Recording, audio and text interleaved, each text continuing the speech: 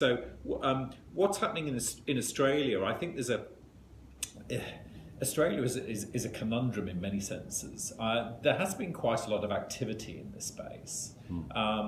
I think advocacy is muddled, and I say this quite often at public events I'm asked to speak at. So we have, for instance, I think our approach to advocating for older people has, well, I say it's been muddled. So we are told, we have an age discrimination commissioner, and we're into our second age discrimination commission now, and that position was established several years ago. My problem with advocacy in Australia is that I think it is wont to be ageist itself. And I think the takeaway for me, and I think a lesson that we all need to learn as advocates for older people, is not to challenge ageism with ageism. And so we see a lot of ageism in pronouncements in Australia, including from our age discrimination commissioner. Using stereotypes to fight stereotypes. So using stereotypes to fight stereotypes. So we're told, for instance, that older workers are more reliable and they're more loyal, and there are problems with that, both in terms of stereotyping older people, but also making inferences about younger people being unreliable and not being loyal. And when we talk about age discrimination in Australia, what's interesting for me is that it's often being couched in terms of older people and age discrimination. So we don't think about age discrimination and other age groups. And I think for me that's a fundamental problem in tackling these issues. We need to address age discrimination across the board. Okay, so leaving aside advocacy per se, which obviously is important, what are employers and unions and public authorities and anyone else that you can think of doing that is really useful, the kind of pearls of wisdom that you'd like to share with us? Well, I think that's a good question, Chris. What are the pearls of wisdom coming from Australia? I think there is good employer practice around this issue.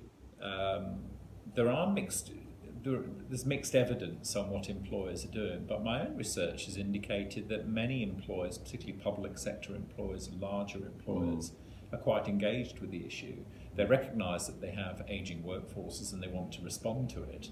They're not necessarily, I think, always responding particularly well, but there is, one senses, a recognition that they need to do something about the issue.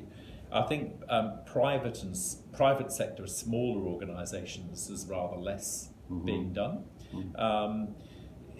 There are, and certainly speaking with colleagues who work in management consultancy and so on in Australia, they tell me that there is a lot of engagement by industry with the issue. Okay, and the trade unions, of course, are very well established in Australia with strong industry-level bargaining and collective agreements that have an industry-wide impact, as well as, I would guess, at the level of the enterprise. What are your observations about the role of the unions there? Well, I think the unions could play a very important role.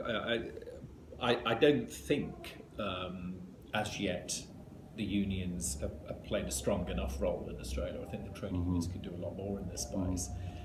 Increasingly, I'm interested in low-income older workers.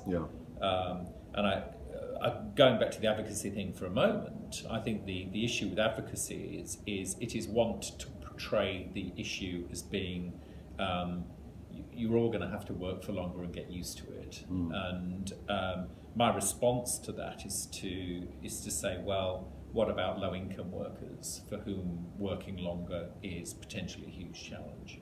And I think trade union movement needs to do much more in this space to actually take these issues on. So, for instance, some while ago it was announced that the Australian age pension, the equivalent of the state pension in the UK, was going to be raised to 70. And the government since backtracked on that. But at the time of that announcement, I felt as though there wasn't enough vocal opposition to that. It's not that certainly the Labour opposition spoke with some concern about it, but I didn't get a sense that there was much vocal opposition to it. And I think that we do need to take on these notions of working longer for certain groups of workers, and be realistic about the prospects of some groups of workers working longer, and take a much more nuanced position on this. For some workers, working longer is welcomed, and people perceive discrimination and they want to work on. But for many workers, I think that their choices are much more limited. They have poorly developed skill sets. They're working in occupations that may be in decline. They may be carrying a chronic injury and so on. Yeah. And that, I think, is something that we need to get to grips with properly. Yeah, and so looking forward, you say you've been doing some work around the changing shape of work and this sort of futurology stuff with obviously robotics, artificial intelligence and so on, the fourth industrial revolution as some are calling it. Yes.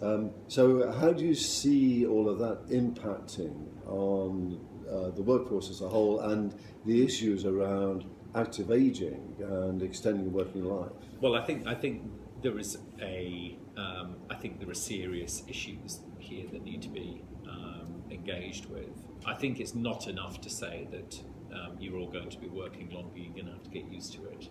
I think steaming down the road is what you just said, the fourth industrial revolution. Our own research indicates that workers across the board are going to be impacted by this. It's not going to be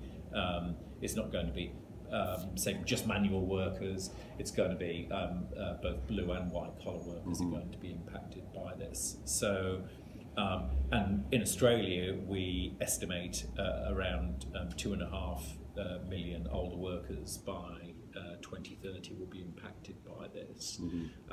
So